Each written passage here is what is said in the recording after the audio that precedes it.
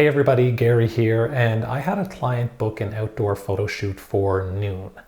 Not golden hour, but like midday. Now, if there's one idea that's flouted about in the photography community, it's that taking portraits at high noon on a bright sunny day is not technically ideal. Fortunately, it was an overcast day. If it's an overcast day, then you have nice soft light and maybe you can get some great outdoor portraits. However, the shoot gets rescheduled to the following day, which is a bright sunny day. You can't do portraits on a sunny day. Maybe if you have like an assistant with a reflector who can modify the light. Don't have that? Sorry, can't do it. Cancel the shoot. No photos for you. Wrong. This is incorrect. First of all, refusing to shoot just because the light isn't ideal flies in the face of the very first rule of photography, which is take more photos. Take more photos. Take more photos. It's take more photos. Have I taught you nothing? Second, just because it's not golden hour, it doesn't mean that you can't take some great outdoor photos. You might actually take some excellent photos if you know how to work the light that you have and you're able to salvage some less than ideal lighting situations in post. Shooting a gorgeous couple in a beautiful park will also help in this regard.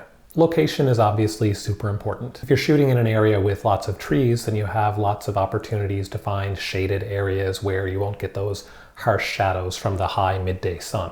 Bright sunlight also means the potential for glare, which can actually be a bonus. No one's forcing you to shoot directly into the sun, but you might actually want to try it. And while the shaded areas may cause some uneven light across your scene and across your subjects, some local adjustments in post can actually help salvage an otherwise solid composition. For this shot, I had Max and Zorana in a strongly backlit area. The sun is still super high, but I'm able to get it in frame by shooting at a lower elevation than my subjects. Now, there's no way to remove this much glare in post, so it's a good idea to get some with glare and some without. Sometimes that glare from the sun can actually create a really nice sort of dreamy, ethereal effect. Since the background is a little bit busy and we have this sort of predominant gold and green theme going on, I like the Fujifilm Classic Negative Simulation as a starting point. From there, I apply a radial fill adjustment to warm up the outer edges of the photo and invert that radial mask to brighten up our subjects that are in the center of the image. A little dodging gives the faces just a little more pop. And finally, I run a softening macro to soften up the image and then just paint over the areas that I want in sharp focus. This next shot at a bench has a little bit of a lighting issue.